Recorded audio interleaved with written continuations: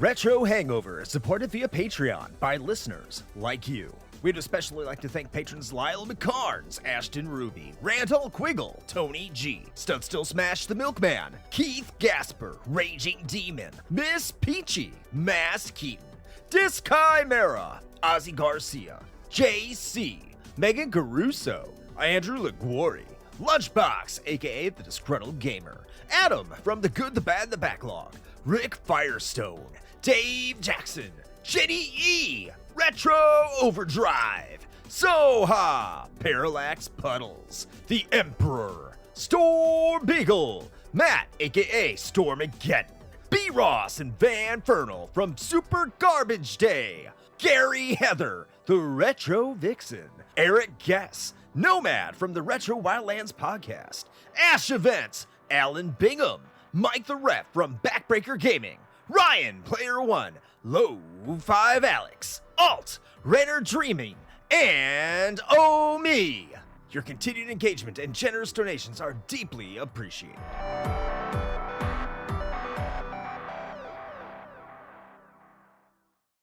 Open your ears and crack some beers. You are listening to the most recent episode of Retro Hangover.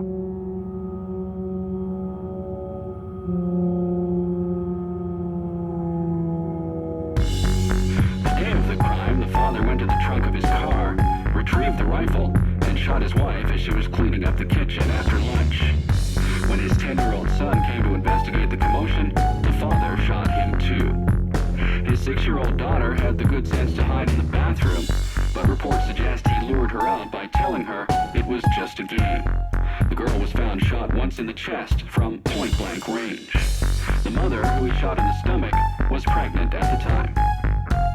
Police arriving on scene after neighbors called 911 found the father in his car listening to the radio. And hello, retro and classic gamers. Welcome to the podcast where we Provide paralyzing pontifications pertaining per paranormal proclivities. This is Retro Hangover. I am your co-host, Chris Copleen, with special guest, the only host of the main Quest podcast, and dead baby eating enthusiast, Keith Gasper, and, as always, your host, Shane Norman Fetus with the Dick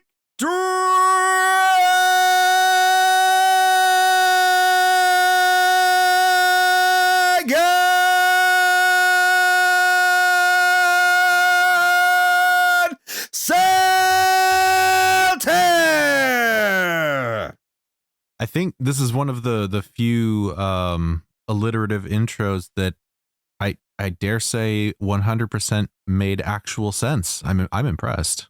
I'm working on it. Not really. Just a happy coincidence. Yeah.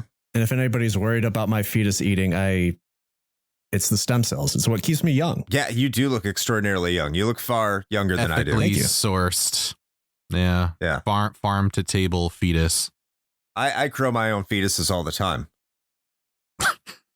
Do you now? So how are we all doing today? Good. Thanks for having me back. I feel like I never left.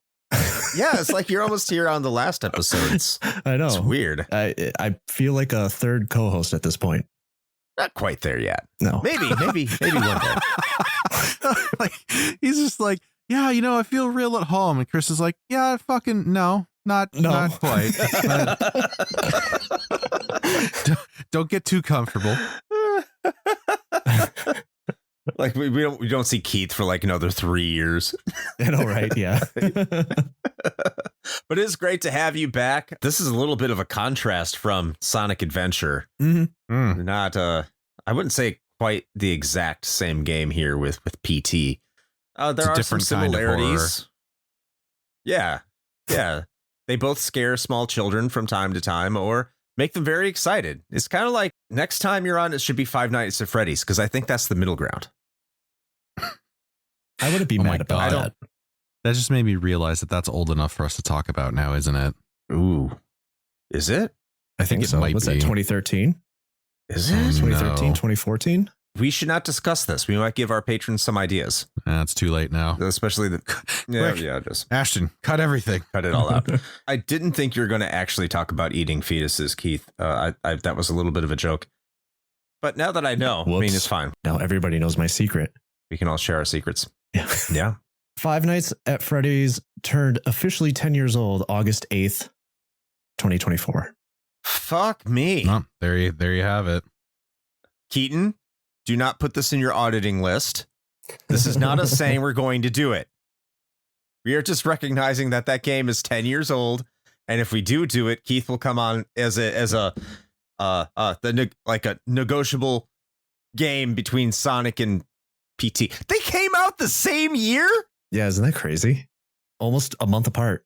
Yeah. It's like a month and a half. Wait, what date did you say it was again? August 8th, 2014. No, it's like 2 weeks apart. Is it? This was a September release? August 12th. Oh, holy shit. What the fuck? That's insane. I mean, 2 viral sensations in 1 year. 4 days apart. My question is, which one has the lasting legacy?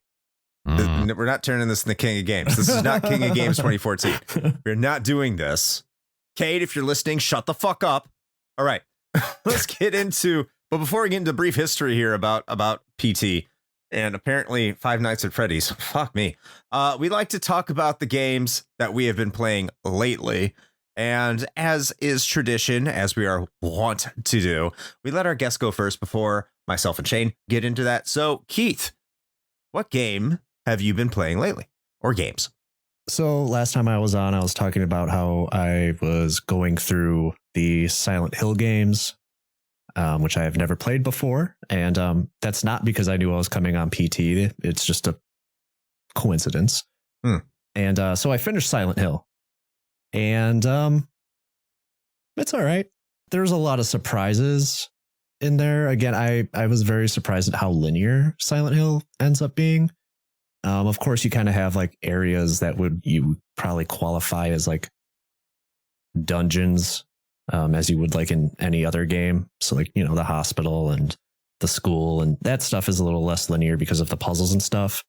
But it gets to a point for me personally where the last area of the game is so fucking frustrating as far as the puzzles go. I would say the puzzles as a whole are very frustrating. Just some of the most obtuse shit, which is going to actually, I'm actually going to probably say that about the game we're talking about tonight, but in a different way, which is whatever. We'll get to it.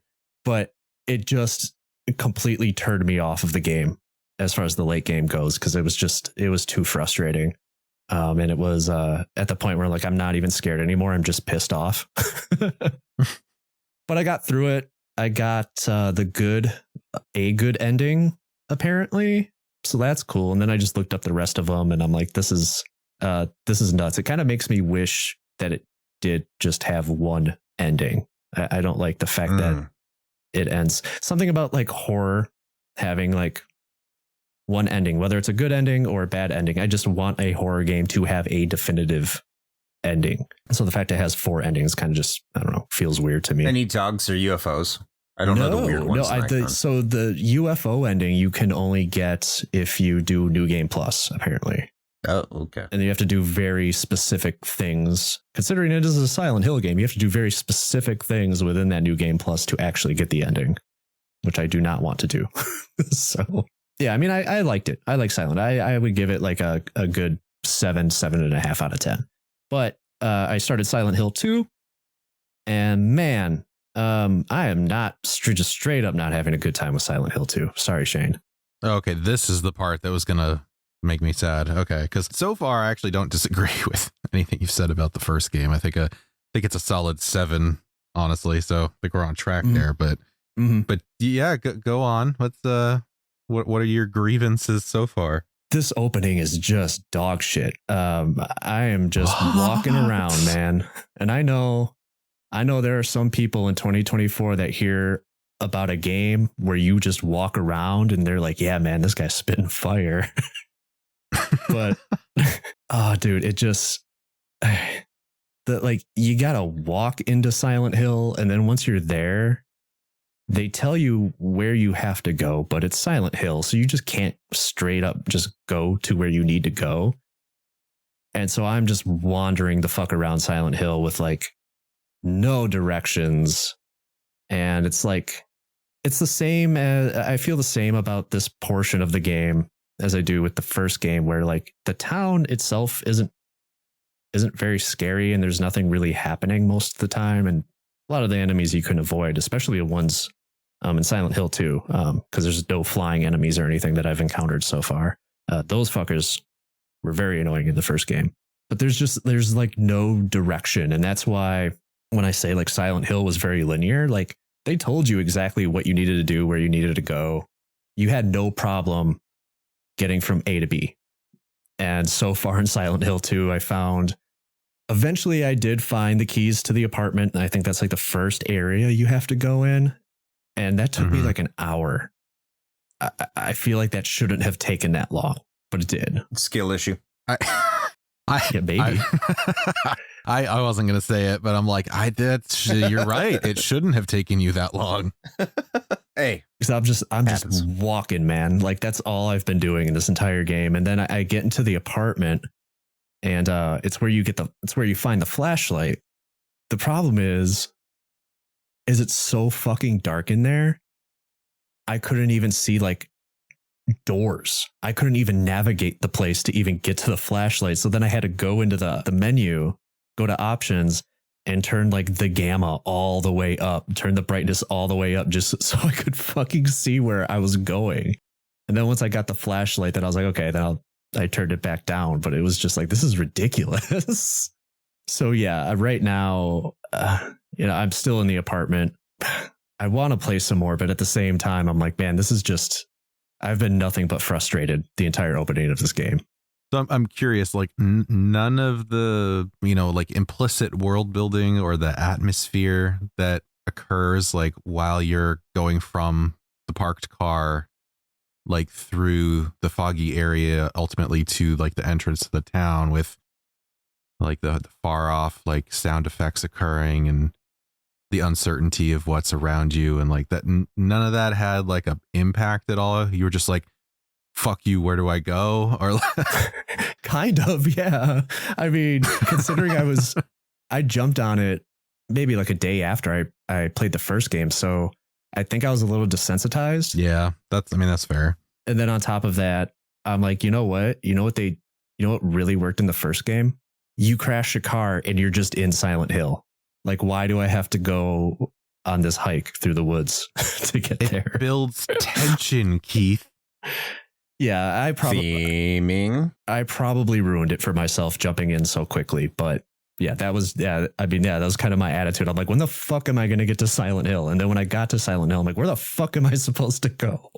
So it's just very frustrating. Well, my advice would be just give it a little more time. Although, to be fair, I do remember this because obviously now it's whatever, because I basically have most of it memorized. So, but when I played it for the first time, I do recall getting soft stuck. I won't say soft locked in the apartment, actually, because the series of steps that you have to take in order to obtain the thing to move on is a little obtuse. So it's actually pretty easy to be like, I'm not actually sure what the hell I'm supposed to do next in this particular area. So there is that, but I'm not saying it's a perfect game, okay? But I think that there's a lot of things that allowed me to kind of overlook some of the small quibbles like that, just because, like, overall, I thought the quality was so high. But, to each their own. But I just say, give it a little bit more time. Give it a little bit more time. You might get yourself immersed, or, give it a little bit of a break. Because honestly, I think that might be part of it too. Like you said, jumping right from the first one into the second one, I don't think you're primed for full immersion. Sure. No, yeah, I agree. I am going to see it through. I do want to. I mean, it's known as like one of the best horror games of all time. So like, yeah, I want to see it through. And I do want to move on to the third one then as well and do that. So, and then maybe the fourth one per your recommendation, maybe the fourth one, but we'll see.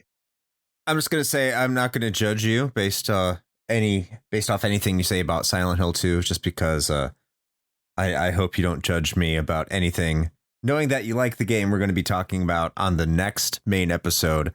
Yeah, don't judge anything I say. Judge me for anything I say about that. Wait, which Resident Evil game is over 10 years old? I mean, besides all of them. No, it's System Shock 2. That's what we're talking about next. Oh, all right. So, so Shane, what have you been playing? Yeah, so there's a couple of things, actually. I had to bring up Steam to take a look again because I couldn't remember the damn name of the game for the life of me. But that's an endorsement. I mean, it's more like it was just like a long name that I couldn't remember. But so there's a couple of games that I picked up when they were doing their more recent boomer shooter sale. And one of them is called Ghostware Arena of the Dead. Came pretty highly recommended according to Steam reviews, and it was pretty inexpensive, so I picked that up. And I'm enjoying it so far. It's actually really cool. I don't want to say too much because I don't want to spoil it, because a lot of it is hinged on like a twist that comes fairly early on. But the basic notion is that it's sort of recreating the heyday of arena shooters like Quake Arena or like Unreal Tournament, like that kind of a thing. But you quickly find out that there's actually a lot more going on than just a straightforward arena shooter. So it's a pretty cool premise, actually. And it's got the same like graphic style as like, you know, OG Quake or like the older Unreal games. So they definitely nailed the aesthetic for sure. So I'm actually enjoying that one quite a bit. I would recommend it. The other one is called Crossbow Blood Knight. And this one is just really straightforward. It's just, I think technically there's 2 arenas, but so far I haven't seen the second one because this game is hard as fuck. But it is a straight up just arena horde mode first person shooter. Like that is all it is. That's all it intends to be. The sort of like gimmick, I guess, kind of is that you have it's set in like actually it's a very Bloodborne-esque kind of setting. Now that I think about it, your one and only weapon that you have is a magic crossbow that basically shoots arrows like a machine gun. It's literally just see if you can survive for as long as possible as waves of enemies just get more and more difficult and they throw more mechanics at you and bigger boss style enemies with waves of other little dudes coming at you. And so it's a very focused experience. It knows what it wants to be. It's pretty enjoyable, but I don't think I'm going to get a lot of mileage out of it. I think because of that, because it's a little bit of a one trick pony, but I think I maybe paid like $1 or $2 for it. So I can't really complain. But that's pretty much it for me right now, outside of like the usual. And of course the opportunity that I had to have Chris stop by the house and sit down with me and play some PT, since I do not in fact own a PS4 that has PT installed on it. So nor will you ever. Nope. Probably not. How fortunate you had somebody there to hold you as you played this game. Yes, there's a lot of comforting going on, let me tell you. Especially at the end. Yeah, wow. For entirely different reasons, but yeah. Right. But yeah, that's it for me, man. I don't know. What about you? What you got going on lately? I am trying to be very adamant in trying to finish Euden Chronicle 100 Heroes. I don't know the full name because it's not Rising, because that was the prequel. I'm going to say kind of the same thing as I said last week. It's just it's not entirely engaging. But then again, like when I play it, I just sit there for hours and I'm just like, I got to get another character. And then I'm like, after playing for 7 hours and not making any progress, I'm like, that's fucking bullshit. But it's not, because I'm addicted to it. So great game. It's still not without its flaws, of course, but I got to beat it. I'm like 45 hours in now, and I completely forgot what the game's about because I've just been spending so much time collecting characters.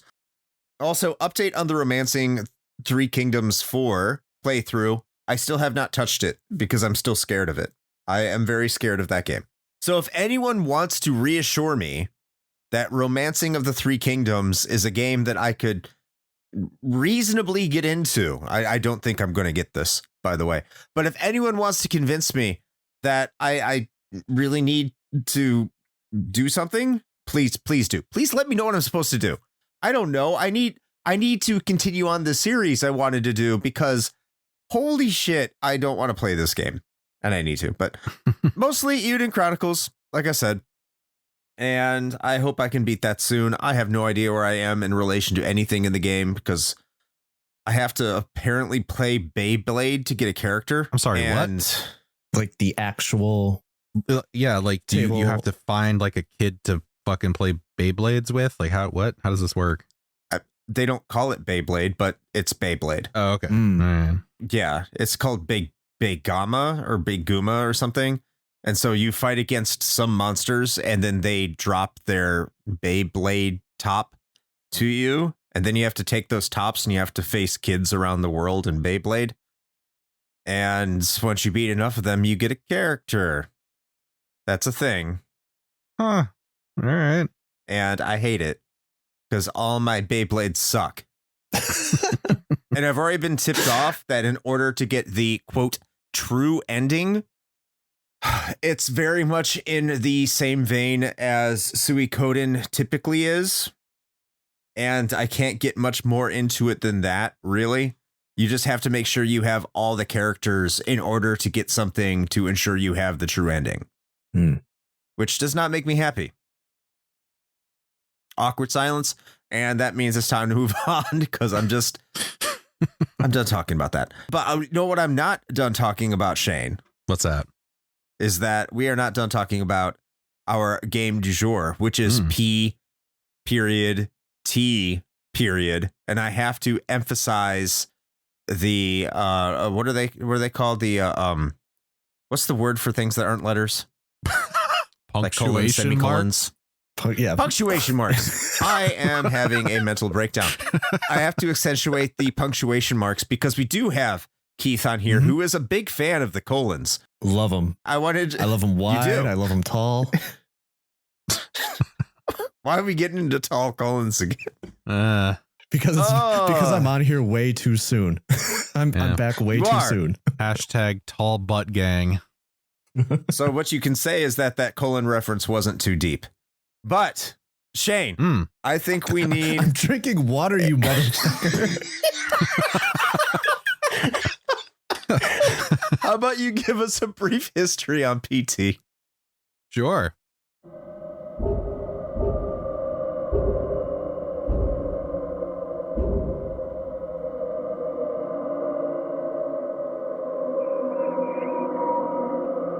In 2014, horror games released by large, more mainstream publishers were in a bit of a bad place.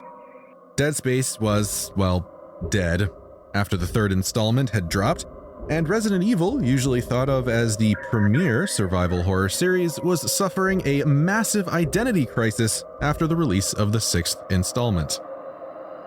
While it wasn't like horror games had completely disappeared, they had found more of a home on the indie scene, or, when they were released by a major publisher and considered to be good, mostly had a widely mixed reaction, like with Sega's Alien Isolation.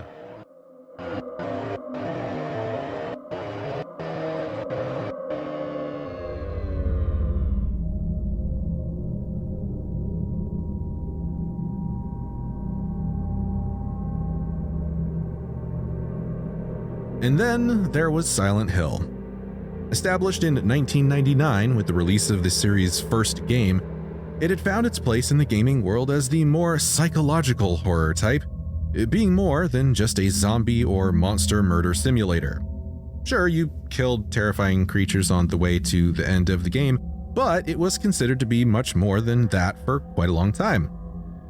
But much like the other mainstream horror efforts, it found itself in a status of ill repute. Team Silent, the minds behind the first 4 games in the series, had been gone by this point for well over a decade. The subsequent games in the series weren't exactly what its fans were looking for. There was a downpour of games that may have caused some shattered memories of the series' origins, and a homecoming of sorts was desperately needed. But nothing was on the horizon. No glimmer of hope for supporters of Pyramid Head and Pyramid Head accessories.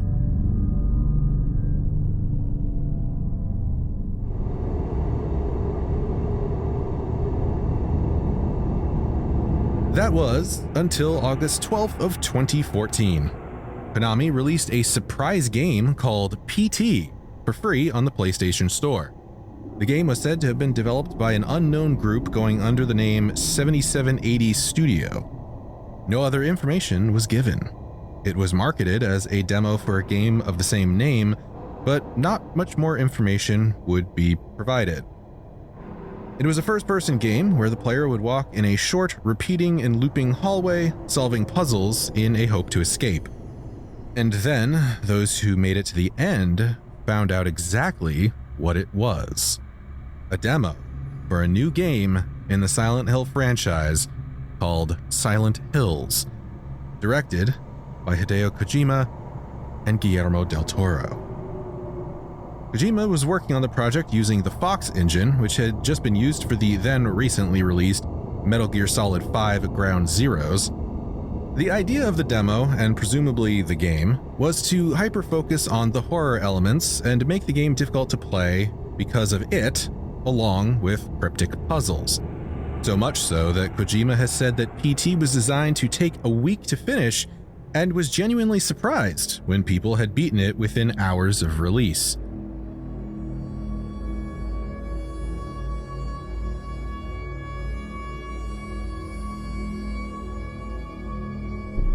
The reception for the game was overwhelmingly positive.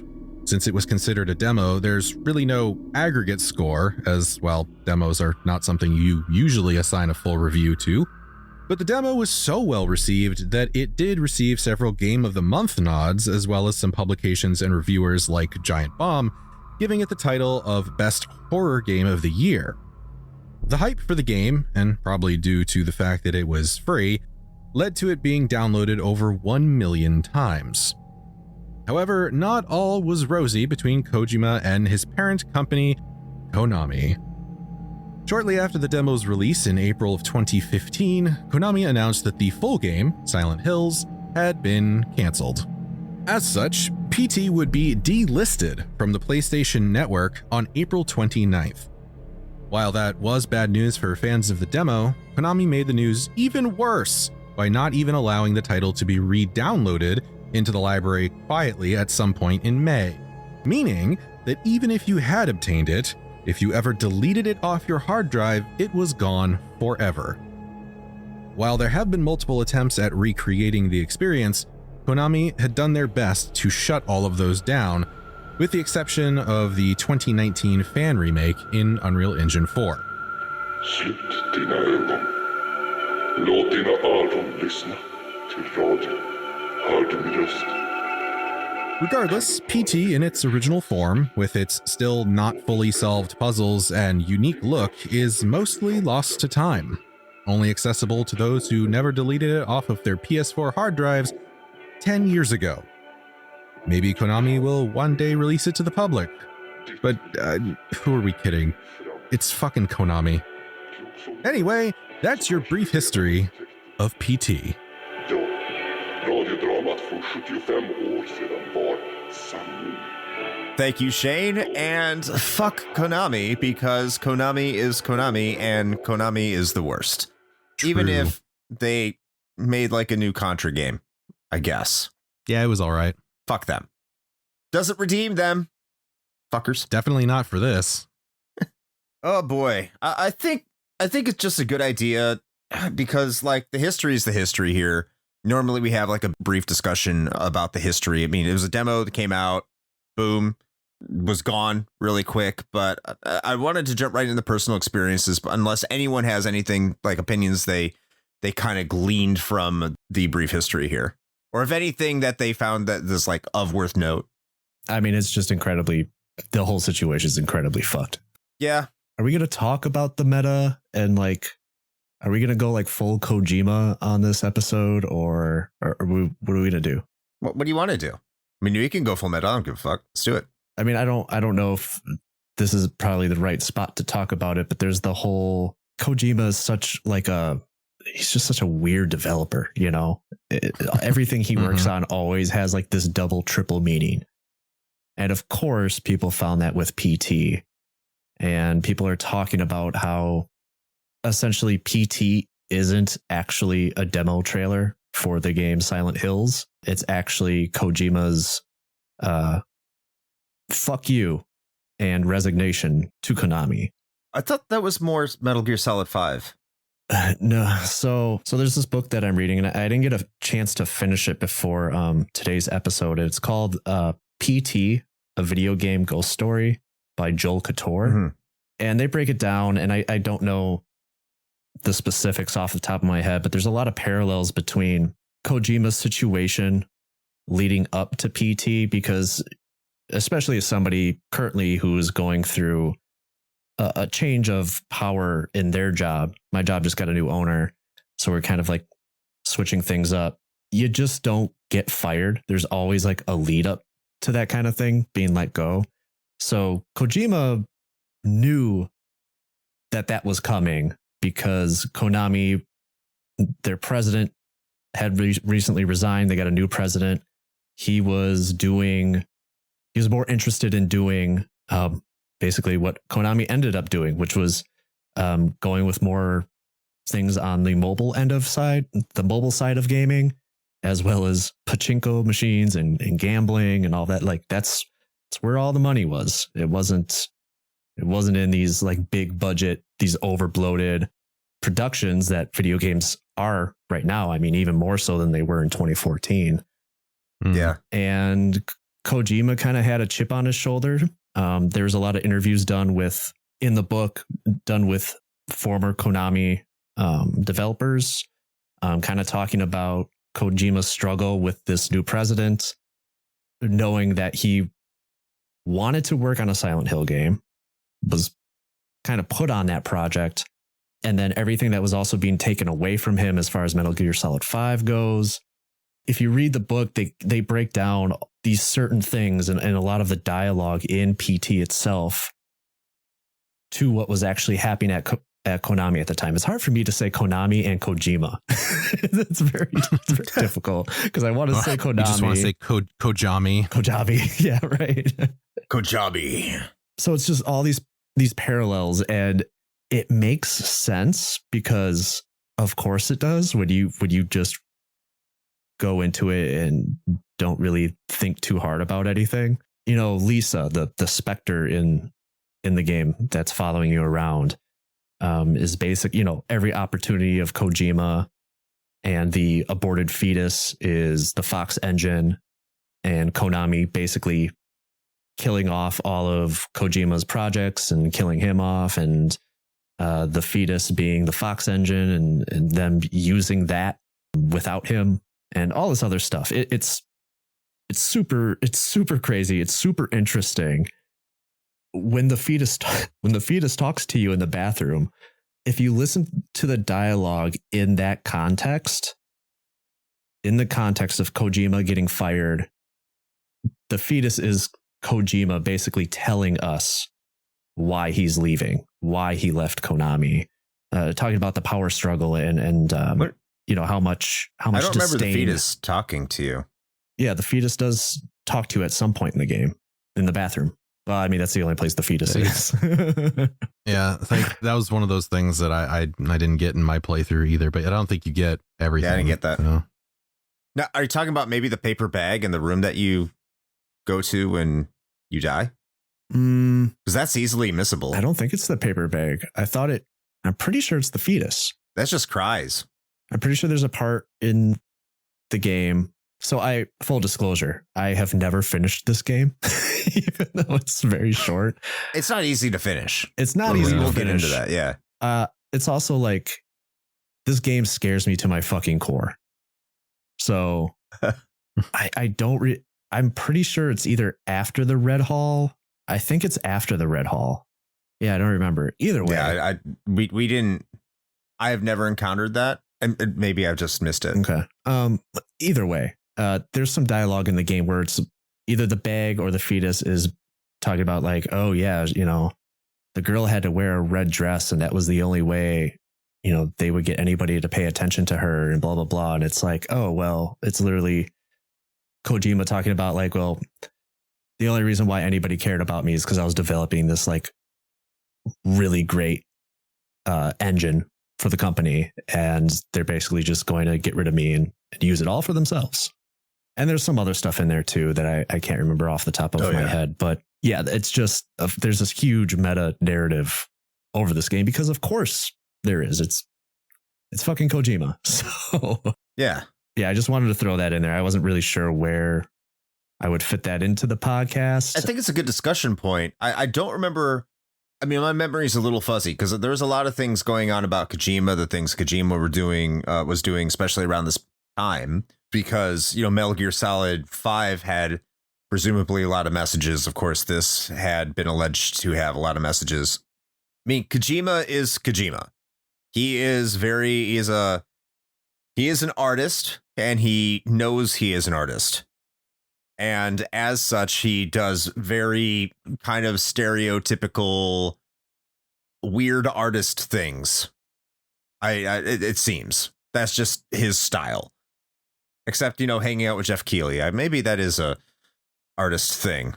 But it's very much within line with Kojima. He does this very kind of, he thinks it's cryptic, and thinks it's deep, but maybe it's not as deep as he thinks it is. But at the same time, there are layers to things, and those layers are intentional.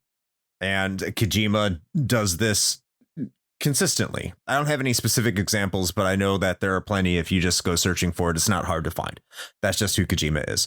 So would it surprise me that he is kind of articulating his frustrations with Konami at that time?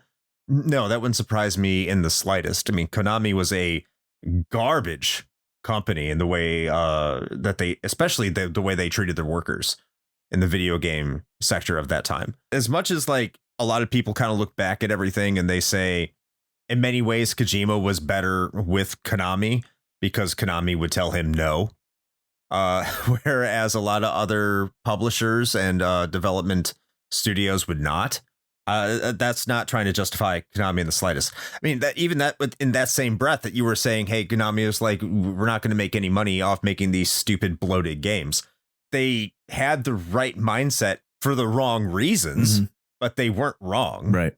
Yeah. Like they're like, we don't want to continue to expand our budget for diminishing returns because like that's not the future of gaming. And we're finding out like at the time, like that was almost blasphemous, but now we're finding out that is very much the case when you have games that are like running up budgets of $400 million.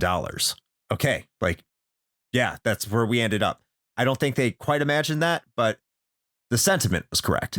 That being said, still fuck Konami. The one thing I would also want to add that I just remembered that I read in the book is that one of the things that also goes into a budget of a video game is the personnel you have working on it, and having Norman Reedus and Guillermo del Toro working on your video game. And Konami is probably like, what the fuck? Like, do you know how much this is going to cost us? Yeah. And tying that back into the whole meta side of the game is that there was an interview with del Toro. They were asking him about PT because he did do work on the game. And he was like, oh yeah, I'm very happy with how it turned out, though the product that was released wasn't what me and Kojima worked on. So it's also one of those things where how much did Kojima actually change to fit the personal narrative of his side of things with Konami than to have it actually be a trailer for Silent Hills. So that's kind of up in the air, something to think about. So yeah, I just found out, well, not only do Kojima and I share a birthday together, August 24th. This man is 61 years old. 61. 204863. I'm looking at a picture of him right now, and he looks younger than I am. It's those Asian genes, man. He's probably eating fetuses. Probably. He's doing it with Yuzo Koshiro. Have you seen pictures of Yuzo? God, Jesus. Time will catch up with him eventually. Shane? Speaking of feti, I don't even know if that's the proper plural, but I'm going to go with it. I was looking it up, and actually, Fetuses. we did hear the dialogue from the fetus. We just didn't know that that's where it was coming from. So really, Yeah, so it only has one paragraph of dialogue in the entire game, and it says, "You got fired, so you drowned your sorrows in booze. She had to get a part-time job working a grocery store cash register. Only reason she could earn a wage at all is the manager liked how she looked in a skirt. You remember, right? Exactly 10 months back." That's the whole thing. I do remember hearing that. I didn't know it was the fetus that was saying it. I thought it came from the radio. That's what I thought too. We're getting into the gameplay here, so okay, let's back it up and get back on our syllabus, on our prospectus on how this episode is supposed to go, the damn structure of the thing, which, fuck it, we're having a good time. But we'll get into our personal experiences. I know we're going to get back to that. Glad you brought that up, because now I remember you saying that. I didn't think the fetus said it. Yeah, right. Personal experiences. Let's get into our personal experiences. Shane, you're going to lead this off because I'm sure that you have the best story here. Why do you always do this to me? Why do you team me up with that, and then because you know it's going to be shitty? No, I That's don't. why.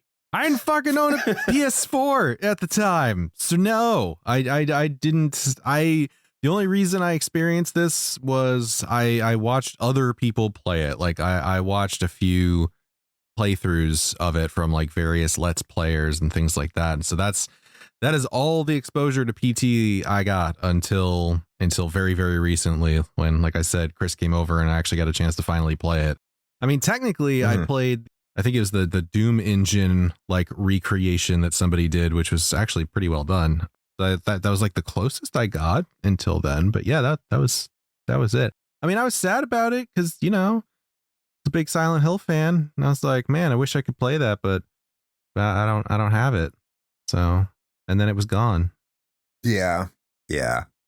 So that will lead me into my experiences here, because we always let our guests go last on this, usually because we bring them on.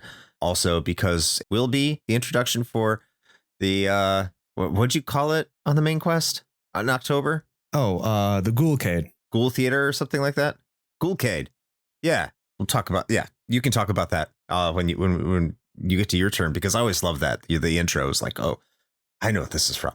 For my personal experience, I can't remember why I downloaded it. I don't think I knew it was a Silent Hill demo. I just seen around the internet, you got to download PT. You have to download PT. It's free. It's incredible. You have to download this. I was like, well, I got a PS4 and an internet connection, so I might as well download this. So I downloaded it and I played it, and it scared the shit out of me. And somehow I beat it. Like, I beat it within like 3 or 4 hours. It took me about 3 or 4 hours to beat it. And I remember playing it around my family. I remember playing it around my wife because she hates scary games and I enjoy scaring the shit out of her. And that was a great time. Even remember getting back to it a couple years later and, you know, being very scared on having to erase my save data, because I thought I didn't want it to erase the game, but I wanted to restart it and experience from the beginning and do everything over again. And I think I've done that like 2 or 3 times just to experience what this game is, because it is very unique and very special. And there's no way to reset everything without deleting your save data, which is just as much of a terrifying experience as this game probably is at this point. But that's me. Keith, how about yourself? What is your personal experience with this game? Yeah, so I didn't know anything about this game. I got my PS4 that summer. I want to say like either May or June of 2014. Mm-hmm. And this was coming off of a gaming hiatus. Like, I really hadn't played any video games for like 4 or 5 years prior to that. And it was also my first PlayStation since the PS2. So I was not in that, you know, the PlayStation environment, so to speak. And so, you know, I got a PS Plus subscription. I was getting like the free games every month and kind of looking at the backlog of games that I could download.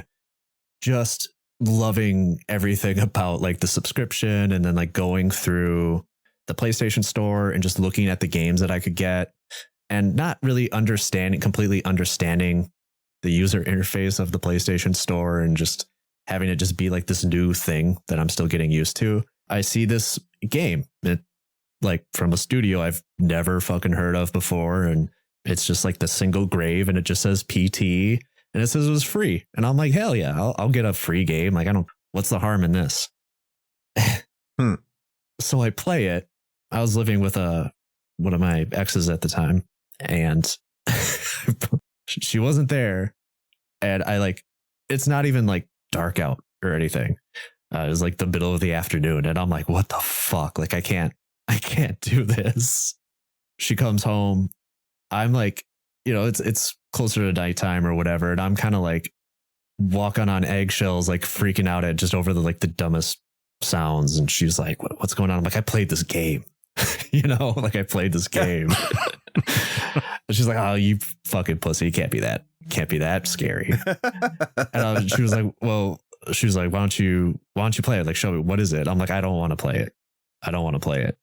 Basically, since then, I kind of never played it. I think I maybe came back to it like 4 years later after that to be like, maybe I can beat it. I looked up the ending to the game just because I could never finish it. Yeah, man, this game scares the shit out of me. And I'm the type of person, I don't get rid of my games anymore. So I'm fortunate enough to still have the game on my PS4. And like as you said, like doing anything surrounding the data or anything around that game. I mean, I messaged you in the group chat because I was like, oh, like when I started it picked up like in the middle of the game. And I'm like, I don't remember how to like change this. And you told me like, oh, you gotta delete the data and blah, blah, blah. And I'm like, I don't want to do that. I don't want to do anything that involves deleting around a game like PT. And I looked up, while Shane was doing the history, I looked up what PS4s with PT installed are going for on eBay. And it's like between $1.5 and like $2,000, which is insane. You're fucking kidding me. I almost want to sell my PlayStation 4 now. Kind of. I mean, we played it. We saw it. We're done. Yeah. That's crazy. We're closing the book. This is what the episode's about. I thought that entire trend sunsetted. I didn't know it was still like that. And here's the scariest thing about PlayStation 4s is I think they're like ticking time bombs. I don't think they have any sort of longevity to them at all. Not like the old cartridge-based systems that we grew up with, right? I mean, I think they did a software fix for that like clock battery issue that would essentially make them bricked out. But at the same time, like those came with HDDs, not SSDs, which have a much shorter lifespan and can just quit because they're like, fuck life, right? They can just... Hard disk drives can be fickle. At least in my personal experience, they have a very limited shelf life in comparison. That's fucking terrifying. I mean, this game is going to be lost forever at some point, like completely gone. So I changed my hard drive in my PS4 at some point because I upgraded it to like a 2 terabyte. I wonder if you can, because I had to have had backed up all of the games at some point. So I wonder if you could just have a backup sitting somewhere. God, I need to do that. I hope I'm wrong, because if that's the case, I need to get an SSD in there and put it all in SSD. Oh man, I'm thinking about other shit. Yeah, now I'm kind of wondering where I saved all my games. Yeah, I've got so many fucking hard drives sitting around. But hey, let's move on. And I'm gonna say that we should probably skip the plot and writing because I think it's so integral to the gameplay. I think we're going to talk about both at the same time. What do you think, Shane? Yeah, I think that makes sense. So let's get into that. And Shane, since me and Keith have been going back and forth on kind of our personal experiences and the existential dread of PT and all that nonsense, what's your thoughts on the gameplay and what you experienced as a fresh set of eyes in current year? Well, sort of fresh. I mean, like I said, I'd pretty much had it spoiled for me already because I had watched a few full playthroughs, so it wasn't terribly surprising. Which now I Okay, so the thing is like I watched the playthroughs because honestly, I just assumed I would have never gotten a chance to play it myself. So I was just like, well, I guess I should experience it one way or another. Now retroactively, I kind of regret that because I really wish that I would have been able to experience it like carte blanche this time around. But is what it is. But I mean, the gameplay itself, honestly, is pretty like bare bones. It's a walking simulator, right? At the end of the day. And it takes place in a hallway, but to leave it at that would obviously be like incredibly reductive. It does a lot with very little. It sort of takes that repeating pattern of just like, you get to the end of the hallway, go through the door, and it just puts you right back at the start again. And sort of this like Groundhog Day thing kind of going on. But every time something is different. And of course, as you go along, things escalate and eventually stuff gets just absolutely fucking banana pants. Where, what's funny is I think one of the things that kind of freaked me out the most was actually the section with the like the red light and all of the like eyeballs in the portraits on the walls. Not because of the eyeballs, although that is creepy, but the sudden change in your character movement, like moving so quickly and it being so like purposefully like jerky, like it's very like off-putting. So that was probably from a gameplay perspective, I think that was one of the more effective things for sure. But yeah, so you explore this hallway of this house several times over, and things continue to change and sort of evolve as you keep going through. It does a excellent job of building atmosphere with very, very limited space.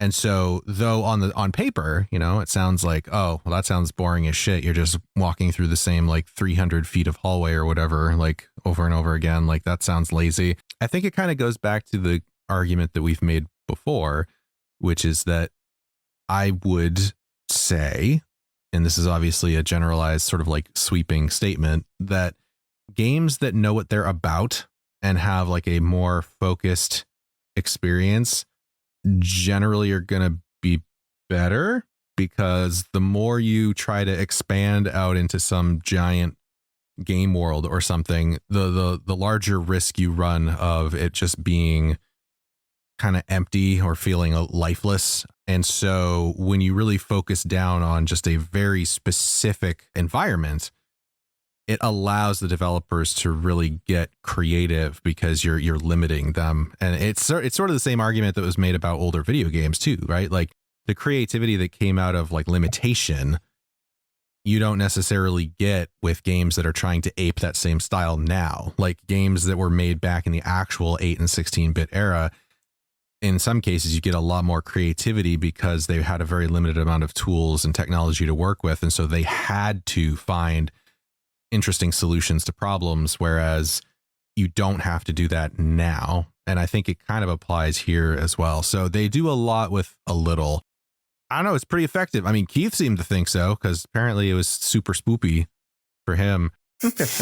I mean, I would say that it definitely, even though I knew what was coming, man, there were still times where I was just like, I know what the hallway looks like. I know what's at the end of the hallway. It's just a door. I don't want to go down there though, because there's something and I don't want to see it.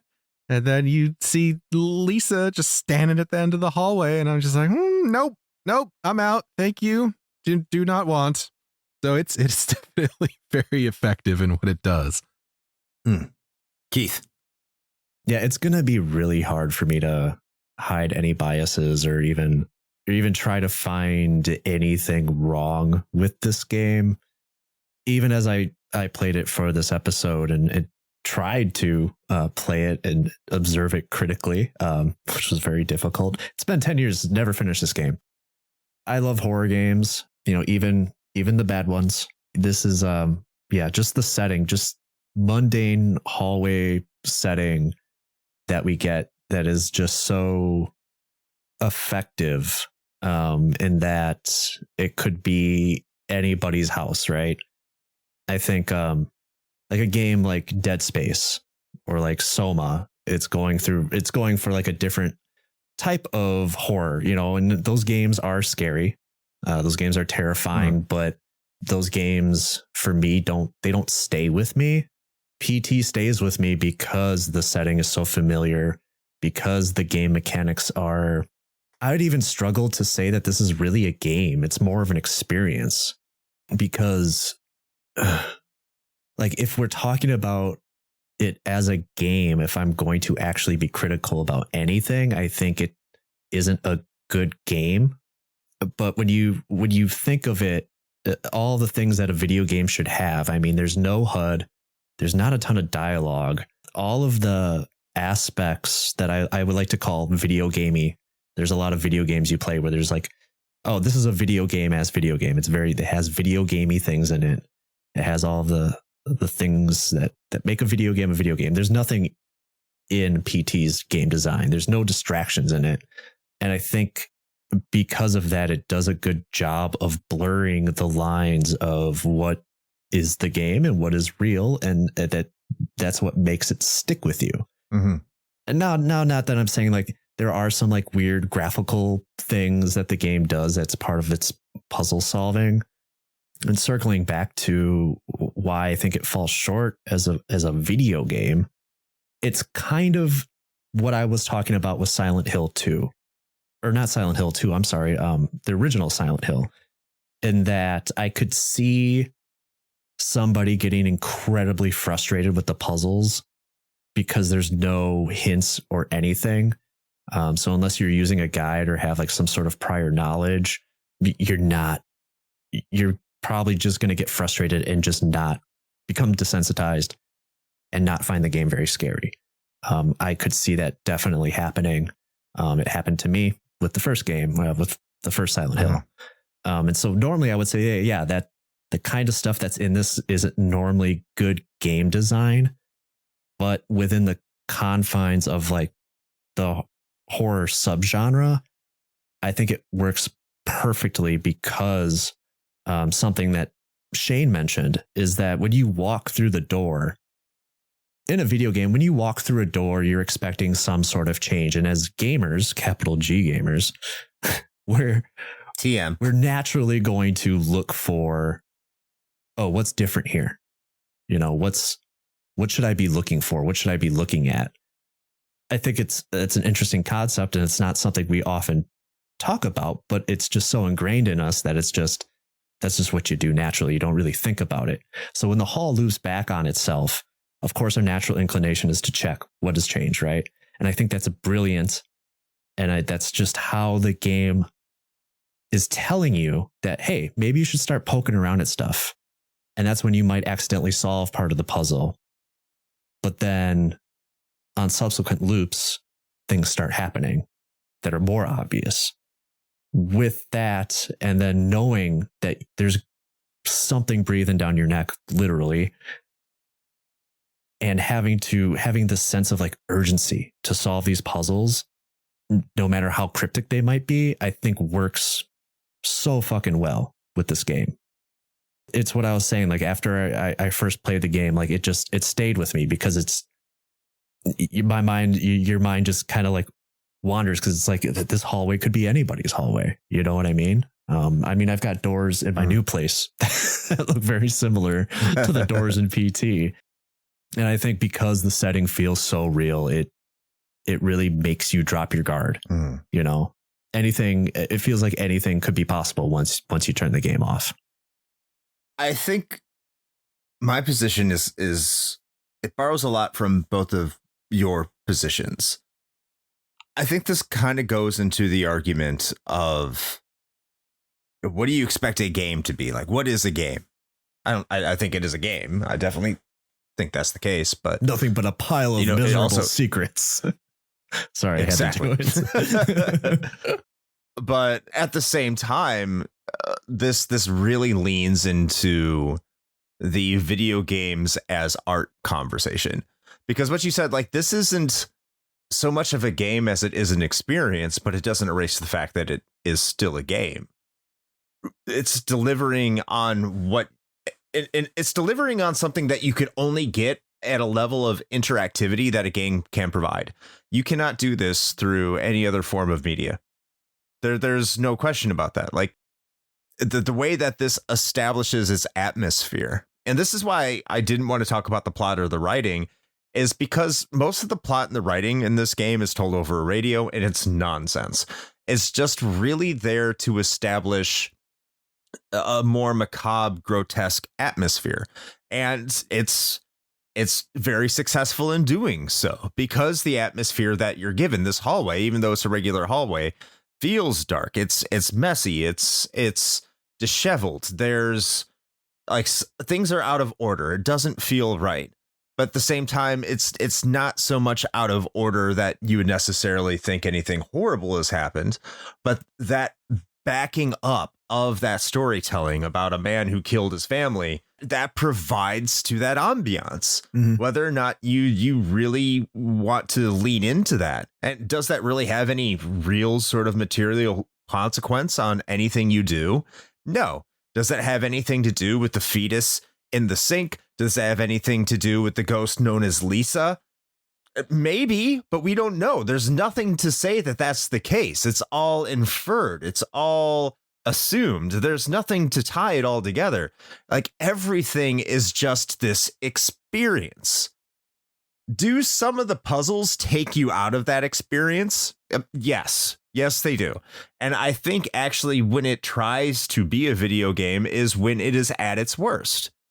When you have to do stupid video gamey stuff, because it pulls you out of the experience. Now, sometimes it's really cool. Like when you go up to the message on the wall next to the phone, it says hello.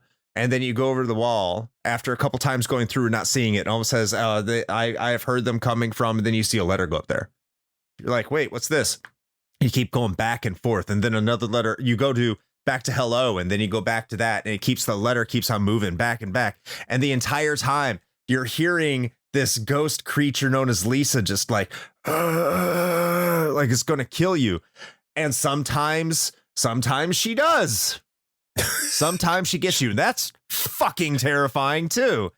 And just everything this game does up until the very end is almost perfect. And then at the end of the game, it just completely kind of shits the bed when the fear subsides and the frustration takes over, because that final puzzle is so cryptic, which today has not been officially solved, because there's people out there that say you need a microphone.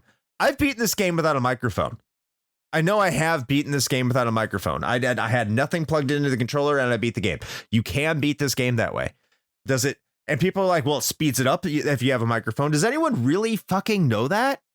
I don't think like that's confirmed anywhere. I know people have done things. They're like, well, this works. Well, that's awesome. But that final puzzle is still not solved. Like there's no definitive way to do it. Well, and I mean, you could kind of give it a little bit of a pass, I guess, right? Because, and you and I talked about this when we were banging our heads against trying to get the damn thing to finish. Yeah. That it was meant to be a teaser.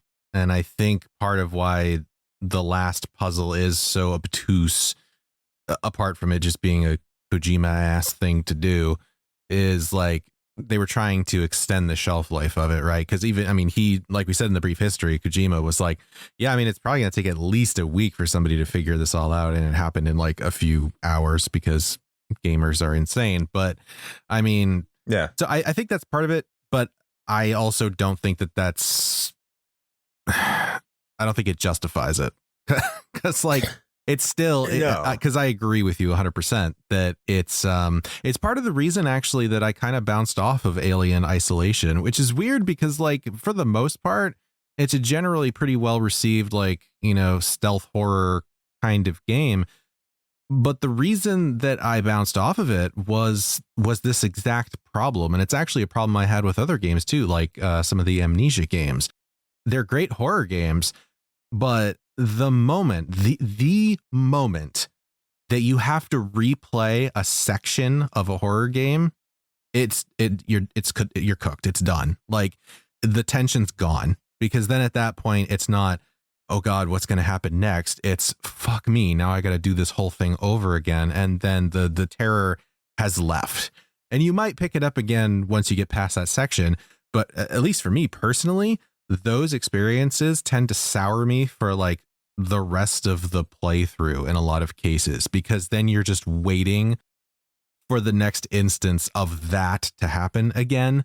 And I'm not saying it's easy. Like that's a really hard thing to balance from a game development perspective, right? Of like, how do we make this challenging, but not so much so that it's like dead simple to do, or rather not so much so that it's frustrating, but also not so little that it's dead simple to do. And that's a really hard thing to figure out. So like, I'm not saying I know the fucking answer, but it does viscerally tear you out of like the experience when you have to do that. And that's where it totally just dropped right the fuck off. Cause like as soon as we got to that last part and we were like, what the fuck are we doing? Like we're just wandering around this hallway. I don't know what to do next. We started Googling solutions to people being like, I've tried this exact set of steps 14 times in a row and it's worked every time. And then we did it and it did fuck all. So it was just like, it was so frustrating. I wonder if the solution's locked to the console. I mean, maybe like there's some line of code that locks it to like this console can only solve it this way. I have no fucking idea, by the way. I mean, it could be fucking anything. That would be very Kojima. Yeah. I mean, it would be. Yeah. I mean, but it's all conjecture. I mean, some people on the internet have said that they think that it's RNG, that like it's actually just fucking random. Like there's no true one solution. Like who the fuck knows? Honestly, I am surprised that someone has not managed to reverse engineer that PT demo and just actually look at the fucking code of this thing. Like I'm surprised that hasn't happened yet. I hope he comes out and lets everyone know exactly what it is, especially it's been 10 years. So Kojima, please let us know. Yeah, it's not like you can just go to the PlayStation store and just download it. Doesn't matter, you know? Yeah, right. Yeah, I totally, absolutely 100% get what you guys are saying. To me, so I've only gotten to the final puzzle twice, just this recent playthrough, and then like back in 2019 when I tried to play it again. And it's effective on me just because I am so fucking scared of this game. Yeah. Following the walkthrough that I was using recently, one of the ways that apparently you can solve it is if you're wearing headphones, which most of the time I wear headphones when I'm playing horror games, is you have to follow Lisa's moaning or laughing. And I'm getting goosebumps just thinking about it. And the fact that you have to actively seek out the thing that you don't want to go to is like horror 101, right? Mm-hmm. So you have to actively seek out where she's coming from, whether it's through the telephone or the radio, and press square X or whatever the fuck, and then continue on with whatever the next steps are. But yeah, I totally agree. It's just way too cryptid. I do think cryptic. I said cryptid. I mean, Lisa's technically a cryptid. Yeah, sure. She's not a giant mantis or anything, no. but well, she's tall enough. Yeah, that's true. I do think it is kind of cool that after all these years, there isn't like a 100% walkthrough for this thing. I think that is kind of neat and just kind of plays into the meta of the game itself. There's something else I was going to bring up, but yeah, I mean, yeah, I totally get your frustration. I also have to say the weirdest thing about all those walkthroughs, because me and Shane, I think, went through every single one of them, just trying to get it done, is in every single time I've beaten this game before. Now I have used a microphone with them before, because I got like the Destiny PS4, so the white one that came with Destiny. Mm-hmm. So it came with a headset that I don't know where it is anymore. I don't have that part to it. Might be in the box. Doesn't matter. So I did use a microphone for like the first playthrough or two of that. But I know I beat it without a microphone. And the other thing is I didn't know that you could actually see Lisa in the final puzzle. So when we're walking around, like Shane saw Lisa like in the hallway, I'm like, we're fucked. We're going to die. Oh yeah, when she's just standing there. Yeah. Yeah, and we didn't die. And then I didn't know you could see her in the I mirror. fucking hightailed it to the beginning doorway. At the same time, what happened later? Like, she was in the window, and I'm like, all right, fuck you, bitch. I just ran right up to the window. I'm like, and like nothing happened. So I had never encountered her like that before. I saw the pictures. I still haven't seen her on the staircase either. But like, I had never encountered her in that manner ever before. And I think we saw all of it. We saw her in the hallway. We saw her in the window. We saw her in the mirror. Still didn't help us solve the fucking puzzle for whatever good that is. But we saw her, and I had never seen her before.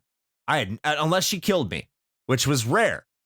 Which that's also interesting because the threat's always there, but rarely does that threat ever come, which is also, I think, extremely critical in setting up that tension and atmosphere, because the potential's there. But when you think you should be getting killed, you're not getting killed, and you're not getting it reset, which also is just another facet of brilliant gaming design. But I look at everything here and I'm just like, I don't remember all these solutions that I'm seeing on the internet and how I solved it. So I'm kind of going back to something I already said, but it's just everybody seems to have a different experience with this too, which especially towards the end, if you've managed to beat it, but like no one's experiences are the same. Well, because I think which is also amazing. Yeah, because I think I got the green tint to my flashlight, and you said that you didn't get that in your playthrough, right? Well, I mean, there's the green tint that happened, but apparently you can beat the game with that. I didn't think you could. Yeah, and I think that's the closest you actually got to beating the game was in the room with the green tint. Yeah, probably. I mean, the other like wild sort of like meta knowledge about this, right? That like you wouldn't know, when this first came out and people were playing it, there's no way that you would know this, but knowing it just makes it so much fucking worse. That like from the moment you pick up the flashlight, Lisa's model is tethered to your character and she is behind you for the rest of the game. Mm-hmm. Mm-hmm. It's awful. Except when she's up on the staircase or the landing or whatever. Yeah. Which just gives me the creeps thinking about. And then there's the whole during the radio broadcast where the broadcast, there's two voices on the broadcast. And then the one voice goes, "Look behind you." And it's like, nope, I am directly going towards the door. Thank you. I think they say, "Don't look behind you." Yeah, I did anyway. And that's the thing is, I don't know if it's better or worse that there wasn't anything there. God, I'm getting goosebumps. Especially when you're when you're at that point and it's in the red hallway with the eyeballs and you have to look through the hole into the bathroom, and the entire time you're doing that, the dude's speaking and you're hearing all this bullshit going on behind you. Mm-hmm. Oh, Jesus Christ. Dude, I mean, we're not done yet. We could probably segue into sound or graphics at this point if we're kind of talking about it. I think we should. Because the gameplay's basic. I think we've already kind of we talked about that. Yeah, let's get into the graphics. Good idea, Keith. I'll kick this one off. This is a 10-year-old game, right? It looks so fucking good. It looks so good. I looked at Shane while we were playing this to get, like, he was playing it because he was primarily playing it. I looked at him and was like, this game, it looks like it could come out today. Like, this has held up incredibly well visually. It looks phenomenal. And I think it's just because there's not a lot they had to really work on. It's a hallway. Mm-hmm. What's even more impressive, apparently, is that they had detail environments for the city of Silent Hill included in the game. That, like, the actual city was included on the outside. Not actionable, but like actual buildings and streets and everything. They were developed and programmed and rendered outside of it, which is incredible. But this, I don't know how much time we're going to spend here, because I don't know how else to put it that other than this game just it still looks really fucking good. How about, what do you think? What do you think, Shane? I mean, it's it's like kind of hard to even put it into words. And I know that sounds really like hyperbolic, but I mean, it's true. This goes back to what I was saying earlier about working with a very focused sort of environment. It really allowed them to put just an insane amount of detail into this small area. Looking at it today, it looks better than a lot of games that are coming out now, honestly. And I think it will for quite a long time, but I think it's for that reason.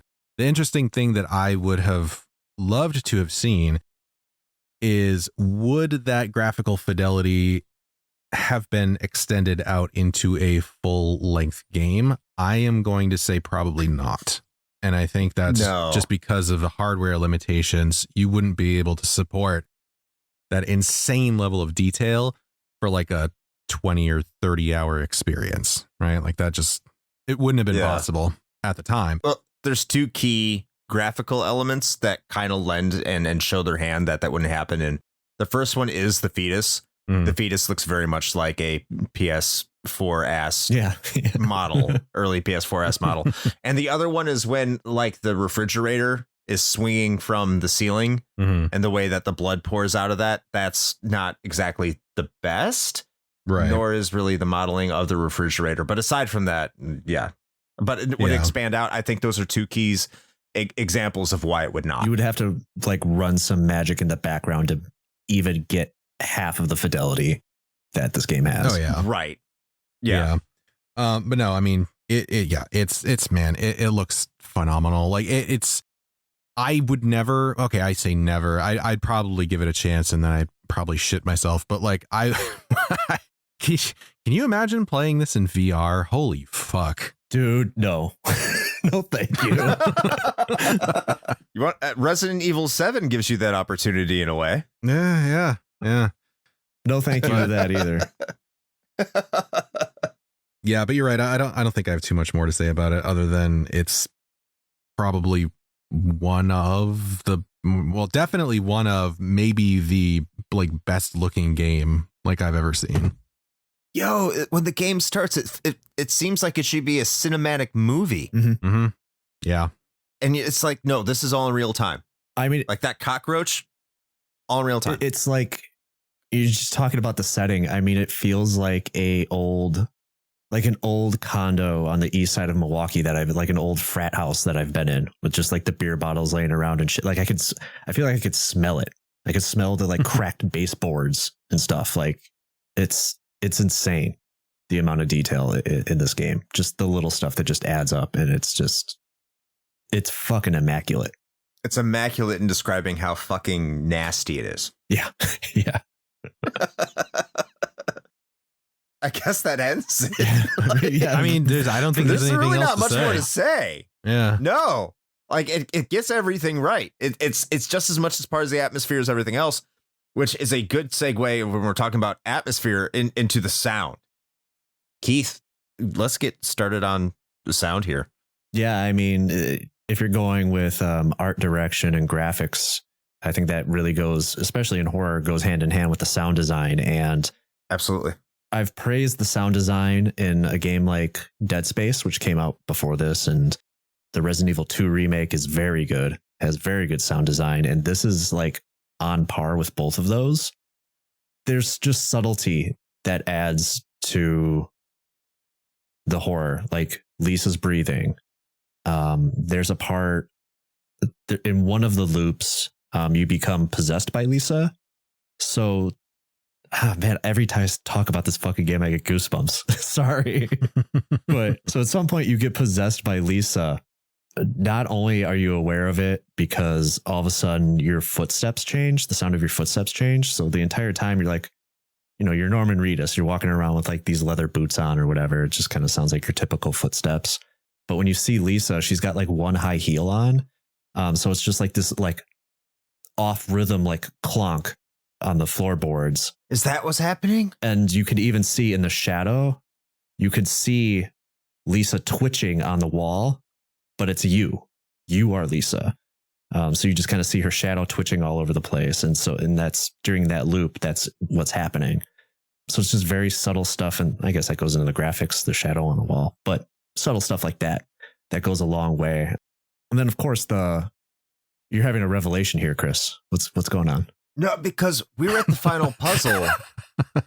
Like Shane brought that up. It's like, it sounds different now when you're walking. Yeah. You like it was all normal. Like, because like one of the things is like take 10 steps. And then like one of it, like all of a sudden, like during one of it, like I was walking forward and it's like clunk, clunk. Like, why does it sound different? I didn't know that was happening. Yeah. So it's little stuff that like, yeah, that's just, it's so fucking cool where it's like, you really have to pay attention to like what's going on. The radio broadcast is just, you alluded to my podcast earlier. The radio broadcast is unsettling. I mean, there's some words I wrote down here. Unsettling, there's dread, intimidation, anxiety, intense discomfort, like that kind of, those are words that describes this game. And part of that is the radio broadcast. And I've used that radio broadcast in the intro to the Ghoulcade, which I run during October, spooky month, right? So I've tied the radio broadcast into my intro. Also, since I'm looking at, since Shane has become camera shy, I'm looking at the album cover to Laugh Tracks by Knocked Loose. Yes. Knocked Loose used the radio broadcast in their song In the Walls, which I think is really fucking cool. And they use it to great effect there. I don't know if I use it to great effect in my intro, but it really does set the mood. It really sets the mood. My only real complaint, and then I'll shoot it over to you or Shane, is the crying baby just doesn't sound great. And I don't know if that's just because I don't want to hear a crying baby. It's the Yoshi's Island effect, probably. So other than that, I mean, yeah, I mean the sound design is great in this game. Yeah, I'll give my thoughts here now. I kind of agree with the crying baby, to be honest with you, because it gets old. Like at first it's fine. At first it provides effect. At first it's great, but then after some time it's like it's because of the puzzles, right? Anymore. The puzzles take too long. Pretty much. And so you have to hear the baby for like a prolonged amount of time. It's just like, shut the fuck up. But like the where this game really shines is like is everywhere else other than that, in terms of its sound design. If baby withstanding, the sound design is, God, I like first of all, there's like no music in this game, by the way, unless it's on the radio. Sound design is, dare I say, perfect for what it's trying to accomplish. Because even when you say the radio is unsettling, like it is unsettling, not just what the radio announcer is saying, but how the radio announcer is saying it, because it's almost like this announcer voice, this very broadcast voice, but like they're trying to do a broadcast voice. Like it's, your general kind of lead into, especially if you're listening to this, if you're a child in the 90s, early 2000s, before we started listening to everything over our phones. And you'll see this if you turn on your local radio station. We kind of make jokes about this in our Discord not from time to time, but we have, where it's like, welcome to this radio station, all that shit. But it's just the voice, not so much all the extraneous shit. The voice, like, you are listening to this radio station. And that's how that person is talking over the radio. So it's very strange. And I like that. I like that it does that. Also, the way, especially in the final puzzle, and it keeps it creepy throughout, as much as the frustration rises and the fear decreases, as I mentioned earlier, the fact that the way the moaning of Lisa is portrayed to the player, the way it comes out of the TV. I'm not just saying with headphones. We weren't playing this with headphones, and it's still fucking freaky. It's still like so effective every single time. Like Lisa breathes and makes you feel threatened when they have that breath. And this is after the beginning. The beginning sets the stage very well with like the bathroom door that's locked. And all of a sudden you hear the bathroom door like try to open up, or then you go in to the bathroom and you first see this fetus in the sink and the door closes behind you. And then someone's trying to get in, and that use of sound, and there's no music and you're just all by yourself, and like the just atmospheric sounds that happen. You're running through the hallway in that the red area, or you don't see it yet, and that refrigerator, the bloody refrigerator's banging against everything, and you don't see it. It's just the anticipation of, you don't know what's around the corner. The sound design, holy shit, is fucking perfect. Outside of the crying baby that I just want to shut the fuck up. Well, I think even that's effective, but it overstays its welcome. I think that's what it is. And yes, I agree. Yeah. I mean, a crying baby is unnerving in most cases. Like, nobody wants to hear a baby cry, but it's even more unnerving when you're in a fucking haunted hallway. So I think the one thing we kind of briefly touched on it, I think, but I just want to point out that in terms of like sound design, locational audio was also used to just brilliant effect in this game as well, because even without headphones on, as Chris was saying, like we could still, for the most part, we could tell like where sounds were coming from locationally. And in some cases, that's pretty vital information. And man, it just, it lends so much to the experience. And other than, you know, some of the things getting kind of annoying due to the obtuseness of the gameplay, I would venture to say that I think this is damn near perfect in how it executes.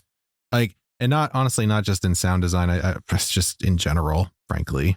Maybe that's the key to me finishing this game, is not wearing headphones. It's no. That's you gotta have them plugged in. That's a requirement. I heard it. You gotta have a microphone. Dude, it's so intense. It's so intense, man. It's insane. It's insane. Well, I think that we have talked about this game to a significant degree, and we will give our final thoughts here in a moment. But before we do, we are going to take it over to our patrons for our Patreon pontifications. Thoughts from our community that are given to us over the Discord. And if you want to participate in this, all you got to do is head over to our Patreon, which will only cost you $1 a month. And once you're a Patreon, head over to our Discord, and we have a section laid out for all of you that choose to do that. And you can provide our thoughts on an upcoming game. I put out an informational blast, and then we read it here on the show, like I am about to do here. Starting off with Soha, who has the YouTube channel and Twitch channel, which is Soha Y0 or something like that. Sorry, I always make it sound so unimportant, but you have a weird channel name, dude. Make it easier. Let me know how you want me to say it, and I'll say it that way. But Soha says, "We were robbed of something great. I don't know what else to say, honestly. PT kind of just does everything right with a horror game. It makes you incredibly anxious to do anything. It places you in incredibly uncomfortable situations. It tells a story in the subtlest way possible without being too obtuse. It left me wanting for more. Fuck Konami, man." Agreed, Soha.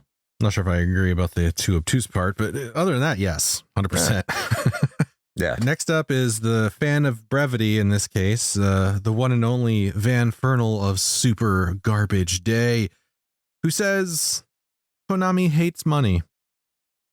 I mean, it must be true. You know, Well, they gave up on this. I think they love money. Yeah, I was gonna say, but I think we talked about that at the beginning of the episode.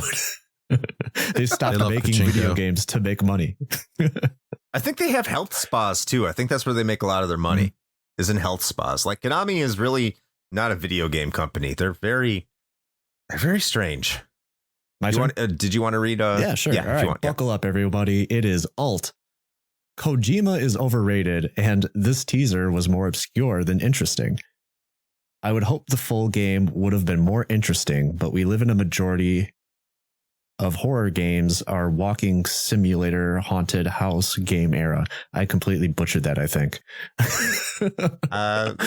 That's fine. I think there needs to be like quotes around majority and game. I think that's we live in this era. Missing punctuation somewhere. Anyway, sorry, Alt. Yes. I know you love punctuation, so. The idea was neat, but I'm really picky about horror games. I don't really care one way or the other if this existed. I'm glad people find joy in it, but I'd rather play an RE game or something like Crow Country more, personally. I'm just going to interject here before I throw in Randall's comment, because we did get a response to that in the pontifications. I'm not sure if it was a pontification or not, but it was from Rick from Pixel Project Radio. And I think he kind of responded to Alt and said, Crow Country over PT makes me want to spit on the floor where I stand. I agree with Rick. So, but thank you, Alt, and thank you, Rick. Moving on to, actually, I'm going to take the one after this. So, Shane, take Randall's. Okay, so I've had 2 incredibly short ones now. Yes. All right. Next, we've got Randall, who says, fuck Konami. Also, still one of the most terrifying horror games I've ever played. Both of those things are true, yes. Yes. Fuck Konami. Fuck Konami. All right, next is Lunchbox, aka the Disgruntled Gamer, who has the YouTube channel Thunderdome Gaming Society. Go check that out. And I chose to read this because it has a military story. So, of course, I have to do this. And the Lunchbox says, PT. The good old days when I was in the army going to PT formation and then sweating it out for a good hour or longer. Some nights we'd party till 03 or longer. Then we'd wake up to do a coast-to-coast run. Yeah, it was quite disgusting. A bunch of dudes that has been drinking all night, running 5 miles, sweating it out. The smell of rum, bourbon, or vodka coming out of your pores is revolting. But we didn't know it at the time. We were making memories. Oh, wait! We're talking about that PT demo. Yeah, I never played nor gave a shit. Konami at that time wasn't doing anything worthwhile. Flash forward to today, and they're still not doing shit. Unless you count the many collections that have been released over the past few years, which are wonderful. Plus, they're basically licensing out all their IPs for newer entries or remasters. If you're a Contra fan, go check out Contra Operation Galuga.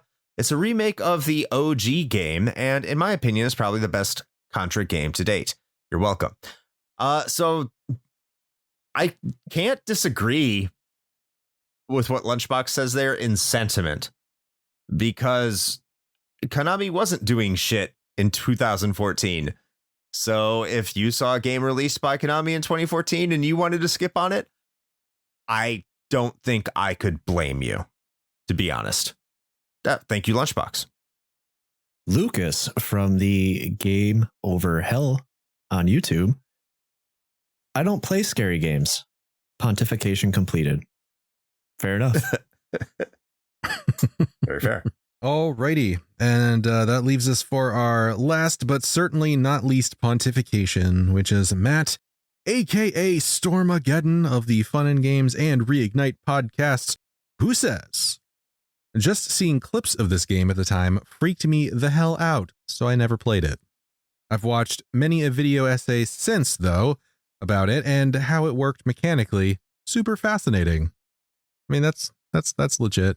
Also, just real quick, going back to like Lunchbox's take on this, I do recall being skeptical in the beginning as well, because you have to remember this came after a pretty healthy string of just shit Silent Hill games. So I was. Did that string ever end?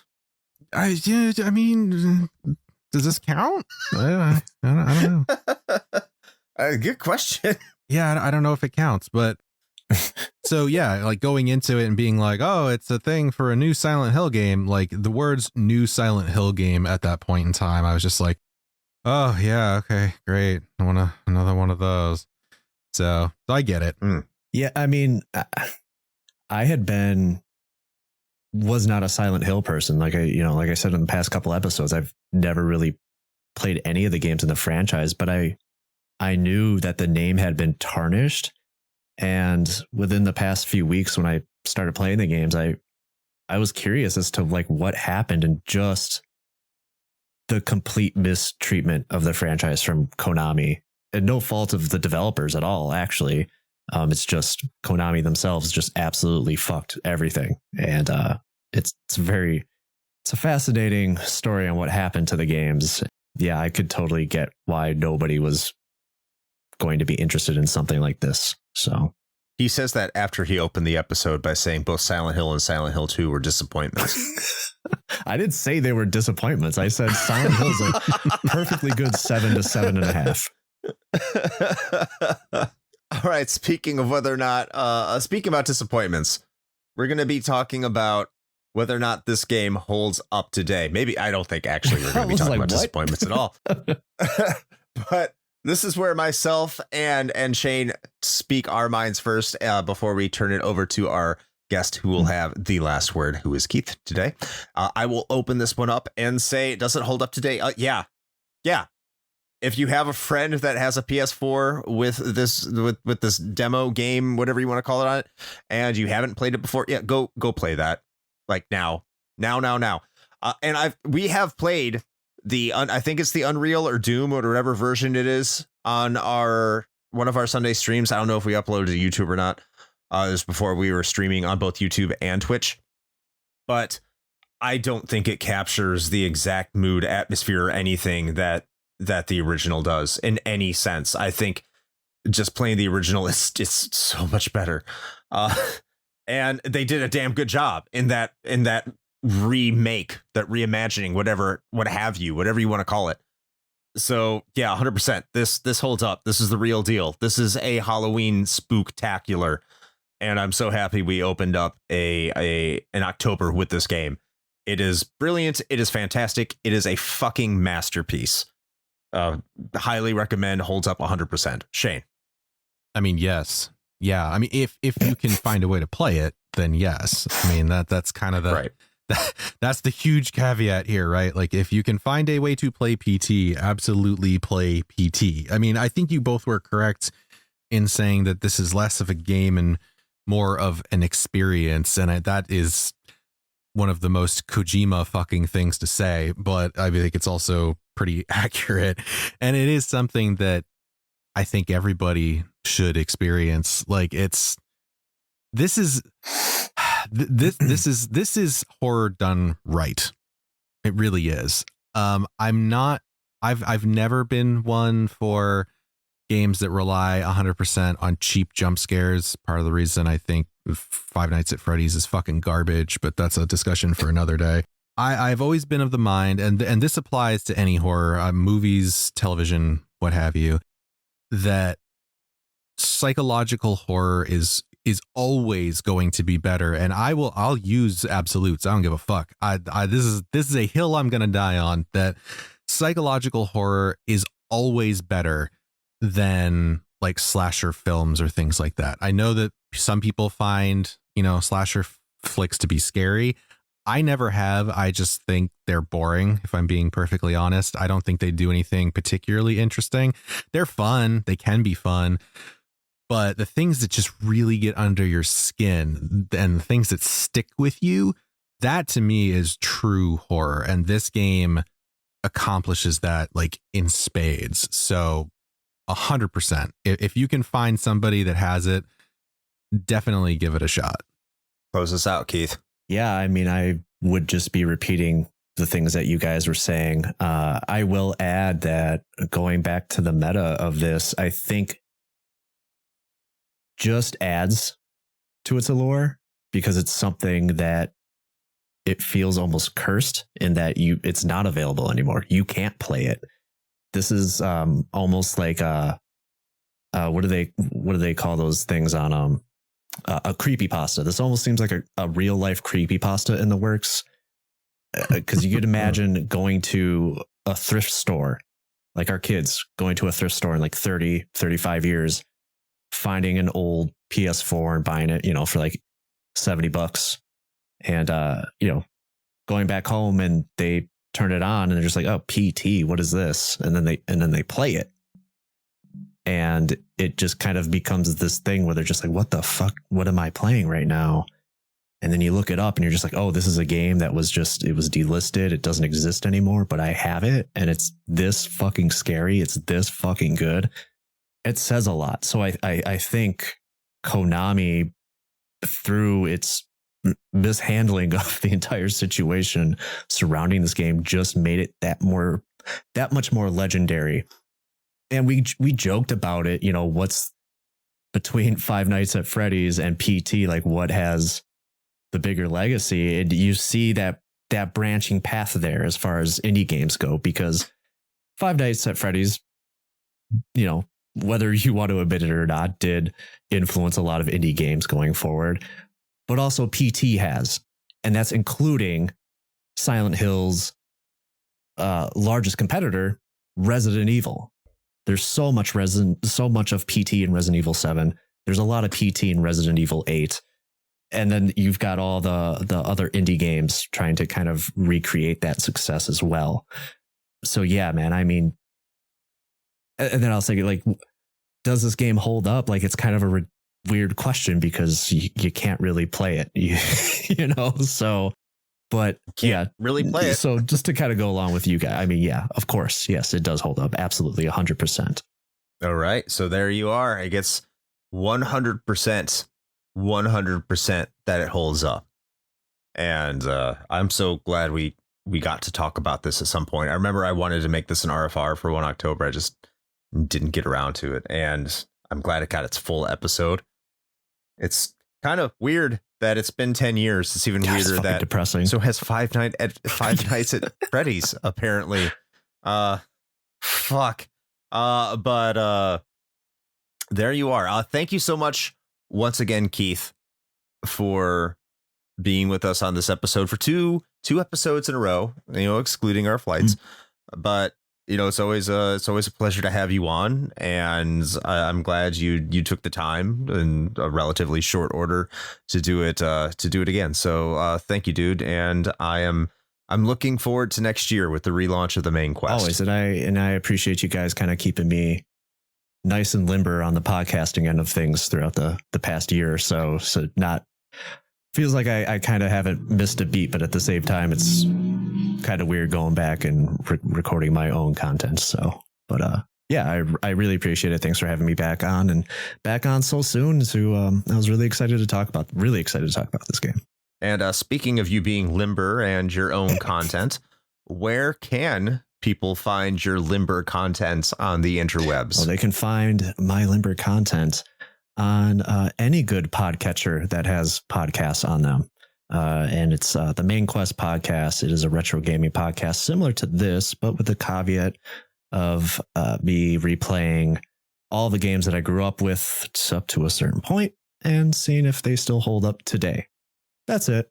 You've probably heard me a million times on socials. Yeah, that's true. There's a link tree someplace. Okay. I don't know. Go fucking find it. Whatever. Go find it. Go find it, bro. What, you guys don't know how to use Google? Just Google it. You all have phones, don't you? It's been a while since we said that. Oh, God. Yeah. Well. Thanks, Keith. Yeah. Thank you, Keith. We also have a link tree. But I mean, I'll just tell you where it is. It's Linktree/retro hangover. I know it's crazy. Not what you would expect. There you go. linktr.ee/retro hangover. Awesome. And we've got stuff there. You should probably go check it out. Like the sticker. If this happens, by the way, to be your first Nobody time. Nobody can see it. Shut up, Shane. I'm talking about a sticker. Jesus Christ, Keith, shut the fuck up. I'm gonna have to start that entire section over again now. No, keep going. This is perfect. We're keeping it in. Oh God, do it live. Okay, I already forgot where I was. Let's see, stuff, things. Got the link tree. Right, yeah. So as I was saying, if this does happen to be your first time listening to the show, then we hope you enjoyed your stay. We're glad that you're here. We got a lot more for you, so you should go check out our backlog, because there's a lot. This is so many things. It's crazy how many games you can talk about in the course of just about 10 years. there's so much, and it's to the point where I think both Chris and I now have actually started forgetting games that we've talked about. So I'll go back and look at our backlog. That is true. Yeah, and be like, oh shit, we played that. So that's a thing. Probably also just because we're getting old, but anyway, you should go check all that out. We also have a bunch more content in our Patreon, as I believe Chris mentioned earlier in the episode. So for as little as $1, you can get access to that as well. There's a whole ton of stuff there. It also gives you access to your exclusive Patreon channel in our otherwise publicly available and totally free Discord. So even if you don't, choose to become a patron, which is fine if you don't, we don't expect people to actually pay us for this. And the ones that do, we are pretty sure they're crazy, but we're not going to stop them. But you can get into the Discord for absolutely free. That is also at the link tree. We highly recommend it. Lots of good people, good conversation, fun times. You're basically missing out is what I'm saying. Like, your life is probably not complete until you've joined the Retro Hangover Discord. I can neither confirm nor deny that will solve all of your problems, but it probably won't hurt. So, try it out, see what happens. And as far as anything else we got going on, we do sort of moonlight as streamers every so often. In fact, once a week, barring any unforeseen circumstances, major sporting events or holidays. So, Chris, where can the people go to see us be mediocre at video games? Well, if you head to either twitch.tv/retrohangover or youtube.com/ I think it's at Retro Hangover. I don't care. It's the link tree. It's there. But if you head over to one of those places and you happen to stop by at a 9 p.m. Eastern time on a Sunday night, you can see us playing video games there. And this is where I insert my insanely inappropriate stuff, because having a deep colon or a not so deep colon is not that satisfying. In fact, recently we saw a review. Thank you for the review, Mr. Brad, that said that take a shot every time you hear With That Being Said. I don't think we said that too often this episode. Sorry to disappoint you. But I think that I'm going to say that a bunch of times so you can get caught up. And you can provide a review. And with that being said, take a shot every single time I say With That Being Said. That includes it. And if you put it through your butthole, supposedly you should get drunk faster. So I do encourage you to take a shot with it now. Chug. With that being said, through your butt, through your butthole, and do that while we are playing games over on Twitch or YouTube. So with that being said, Shane, hopefully you're not upside down and pouring things into a tube, into your anus. With that being said, can you close this out? Listen, don't tell me how to live my life, okay? Well, with that being said, just do it. Somebody's gonna die of alcohol poisoning. All right, anyway, with all of that now having been said, until next time, play with your it's still fuck Konami joysticks.